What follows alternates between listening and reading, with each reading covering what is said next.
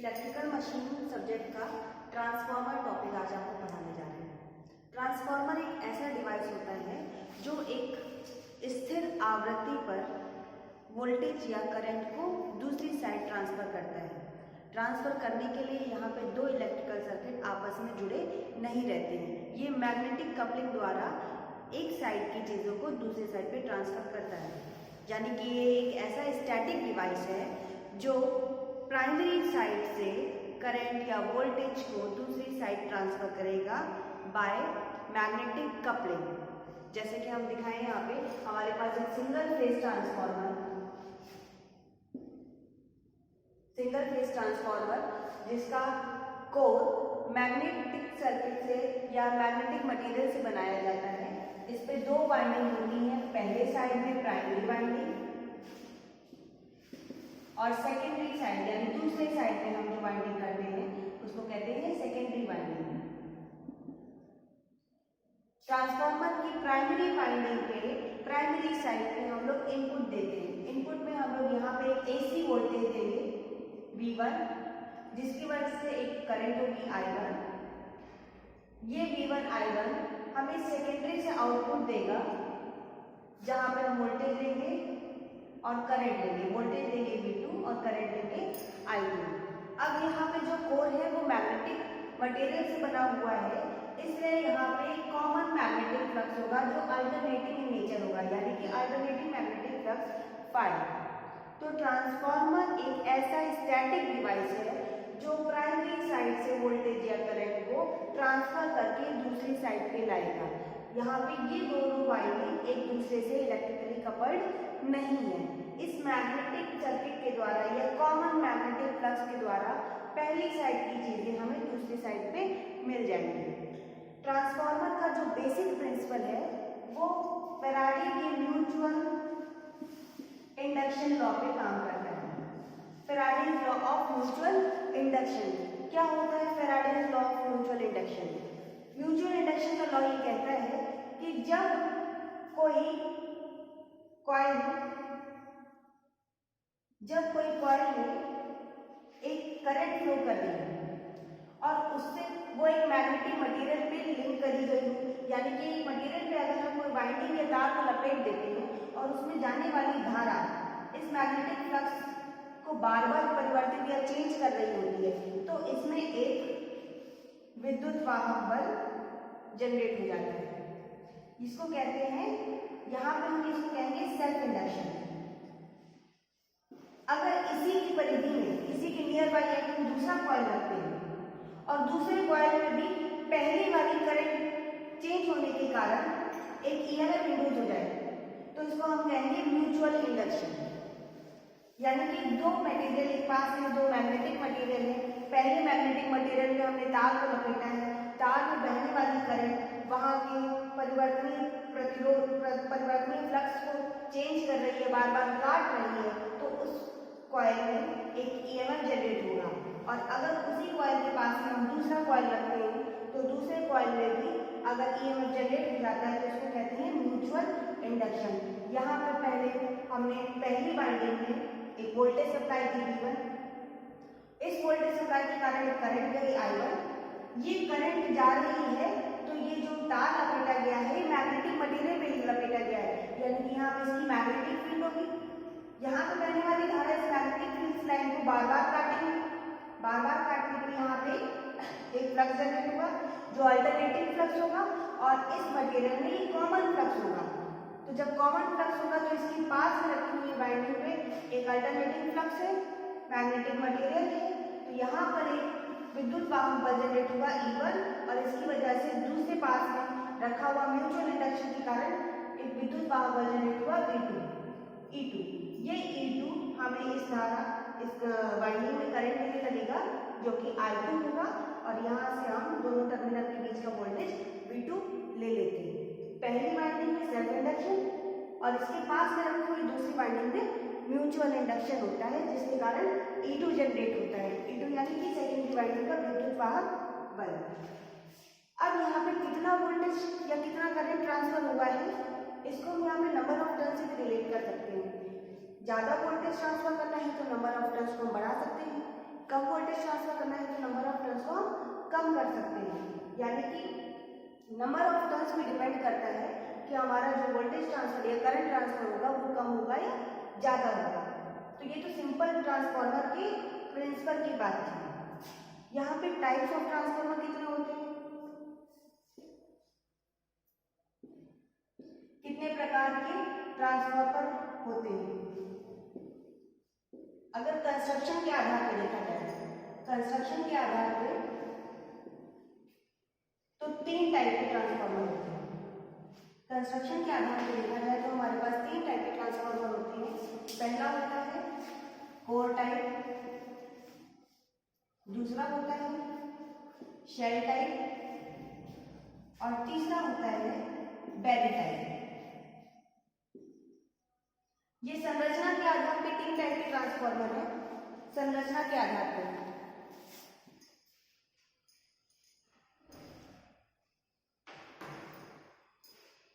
अगर हम सप्लाई के आधार पर देखते हैं तो हमारे पास 2 टाइप के ट्रांसफार्मर होते हैं। अगर हम सिंगल फेज की सप्लाई देखते हैं तो सिंगल फेज का ट्रांसफार्मर, और अगर हम 3 फेज सप्लाई देते हैं तो 3 फेज ट्रांसफार्मर। यानी कि संरचना की बात करेंगे तो संरचना के आधार पर हमारे पास 3 टाइप के ट्रांसफार्मर होंगे। लेकिन अगर हम ट्रांसफार्मर में कौन सी सप्लाई दे रहे हैं, अगर हम सिंगल फेज सप्लाई दे रहे हैं तो सिंगल फेज ट्रांसफार्मर, अगर हम 3 फेज सप्लाई दे रहे हैं तो 3 फेज ट्रांसफार्मर। इसके अलावा भी ट्रांसफार्मर किस तरह काम कर रहा है, यानी कि वर्किंग के आधार पर, वर्किंग के आधार पर ट्रांसफार्मर 2 प्रकार के होते हैं। स्टेप अप ट्रांसफार्मर और दूसरा है स्टेप डाउन ट्रांसफार्मर।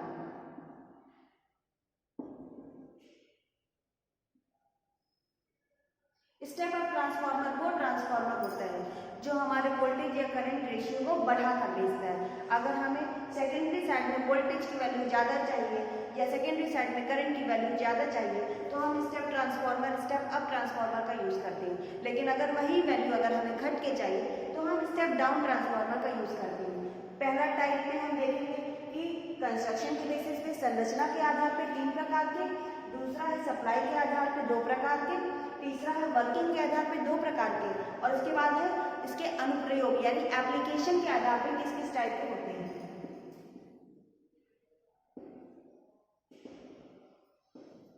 एप्लीकेशन के टाइप पे पहला, अगर हम रेलवे यूज कर रहे हैं तो ट्रैक्शन ट्रांसफार्मर। अगर हम अर्थिंग के लिए यूज कर रहे हैं तो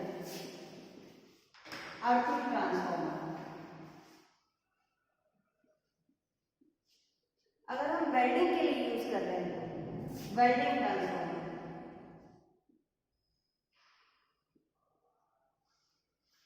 अगर हम फर्नेस या भट्टियों में लगा रहे हैं तो फर्नेस ट्रांसफार्मर।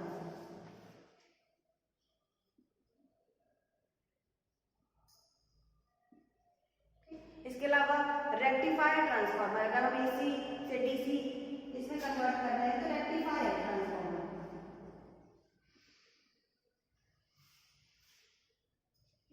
इसके अलावा ऑटो ट्रांसफार्मर और भी कई तरीके के ट्रांसफार्मर होते हैं। लेकिन बेसिकली अगर टाइप्स ऑफ ट्रांसफार्मर पूछा जाए तो हम इन 4 पार्ट्स के अकॉर्डिंग ट्रांसफार्मर को बांटते हैं, संरचना के आधार पे, सप्लाई के आधार पे, वर्किंग के आधार पे और एप्लीकेशन के आधार पे। जो मेन ट्रांसफार्मर या बेसिक ऑफ ट्रांसफार्मर होता है वो संरचना के आधार पर हम देखेंगे कि ट्रांसफार्मर को कैसे बनाया गया है। कोर टाइप ट्रांसफार्मर यानी कि सिंगल मैग्नेटिक मटेरियल है, स्क्वायर शेप है। स्क्वायर शेप का मतलब है 2 एल टाइप के मैग्नेट्स लिए गए हैं, एक इस शेप में लगाया गया है एल टाइप और इस शेप में लगाया गया है एल टाइप। अब ये जो मटेरियल है इनकी जो थिकनेस आती है, ये थिकनेस थिन लैमिनेटेड शीट्स को मिलाकर बनाई जाती है। यानी कि इस मटेरियल की थिन शीटों को आपस में विद्युत रोधित करके हम एक साथ लगा देते हैं, तब इनकी ये थिकनेस हमें मिलती है। और इसमें 2 लिंब पाए जाते हैं। पहले लिंब पे हम लोग प्राइमरी वाइंडिंग और दूसरी लिंब पे हम लोग सेकेंडरी वाइंडिंग लगाते हैं। ये कोर टाइप ट्रांसफार्मर का संरचना है कि इसमें दो एन टाइप मैग्नेट्स का यूज किया जाता है। यहीं पे अगर हम शेल टाइप ट्रांसफार्मर की बात करें तो इसमें ई टाइप मैग्नेट का यूज किया जाता है। ई टाइप का मैग्नेट मतलब है कि अगर हम एक मैग्नेट ई शेप को इस तरह फिट करें और दूसरा ई टाइप हम इसी के साथ ऐसे जोड़ दें।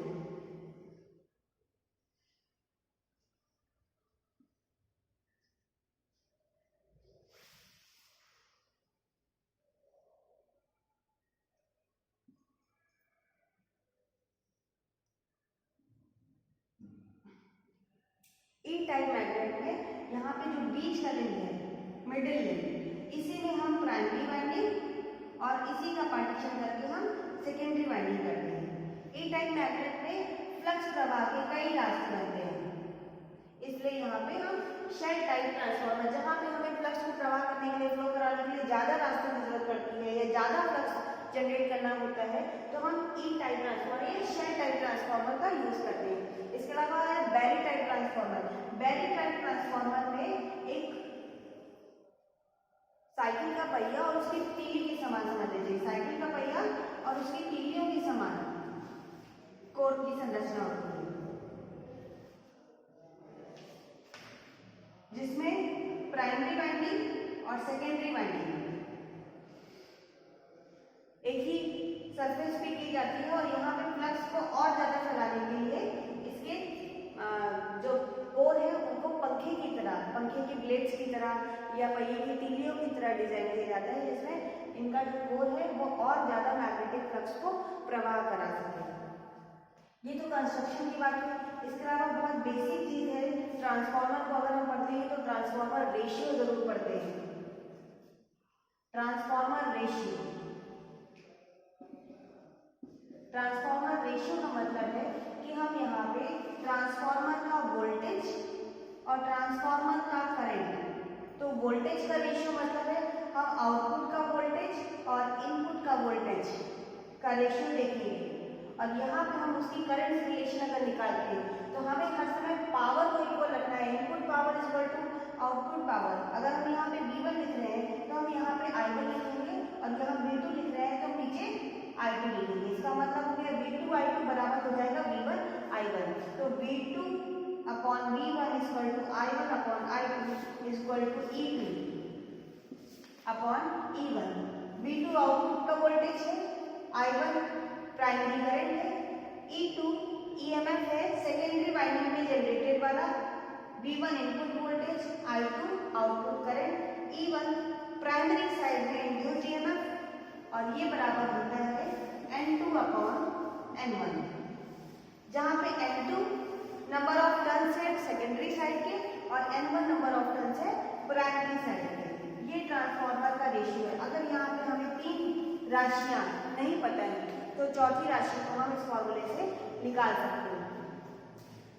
इसके बाद बताते हैं ट्रांसफार्मर की एफिशिएंसी, दक्षता क्या होती है।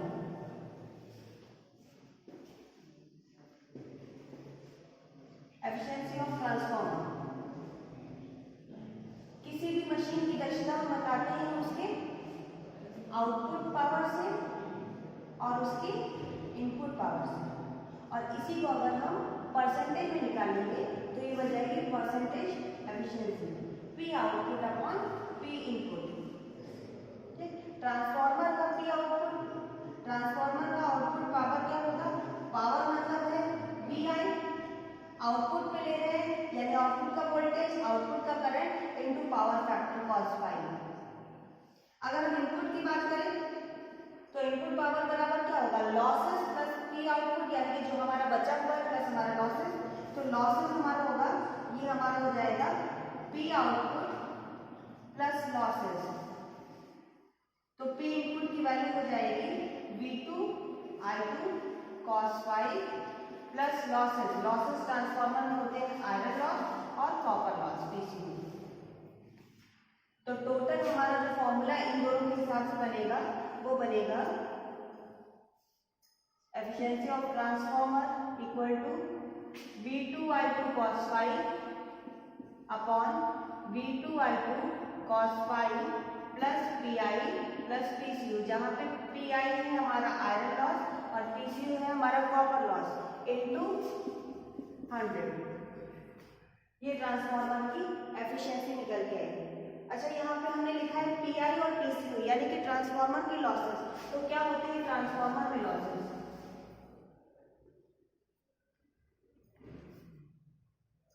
लॉसेस ऑफ ट्रांसफार्मर,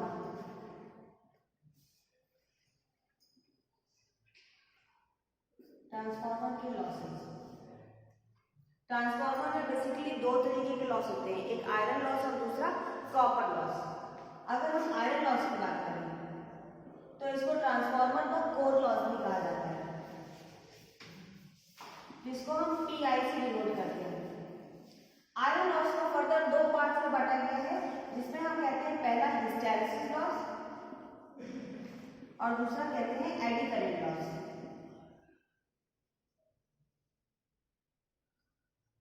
इसके अलावा आयरन लॉस के अलावा जो दूसरा लॉस होता है मेन लॉस, उसको हम कहते हैं कॉपर लॉस। कॉपर लॉस को ओमिक लॉस भी कहा जाता है। कॉपर लॉस का एक फिक्स फॉर्मूला होता है I²/R, लेकिन यहाँ पे हिस्टैरिसीस लॉस और एडी करंट लॉस के बारे में बताया गया है। तो हिस्टैरिसीस लॉस और AD current loss basically transformer के कोर में पाए जाते हैं। ट्रांसफार्मर के कोर में पाए जाते हैं, इसका मतलब है यहाँ पे ट्रांसफार्मर का जो कोर था, ये कोर मैग्नेटिक मटेरियल से बना हुआ था। तो हिस्टैरिसीस का मतलब है यहाँ पे ट्रांसफार्मर के कोर में चुंबकन और विचुंबकन यानी मैग्नेटाइजेशन और डीमैग्नेटाइजेशन करने में जितनी इलेक्ट्रिकल एनर्जी खर्च हो गई, उस लॉस को हम कहेंगे हिस्टैरिसीस लॉस। एक बार चुंबकन और एक बार विचुंबकन करने में जो भी इलेक्ट्रिक एनर्जी हमारी यहाँ पे खर्च हुई है, उस लॉस को हम कहेंगे hysteresis loss. AD current loss का मतलब है भंवर धारा। भंवर धारा का मतलब है यहाँ पे जो भी हमारे यहाँ पे ईएमएफ जनरेट हुआ, उसके कारण जो भी धारा यहाँ पे फ्लो करी या ईएमएफ को जनरेट करने में जितना भी ऊर्जा यहाँ पे खर्च हुई, उसको हम कहेंगे एडी करंट लॉस। तो आयरन लॉस जो है वो इन दोनों लॉस का कॉम्बिनेशन होता है, PI equal to PH hysteresis loss plus PE eddy current loss. चुंबकन और विचुंबकन प्रक्रिया में व्यय ऊर्जा को हम हिस्टैरिसीस लॉस बताएंगे, जहां भंवर धारा हानि को हम एडी करंट लॉस बताएंगे। दूसरा कॉपर लॉस।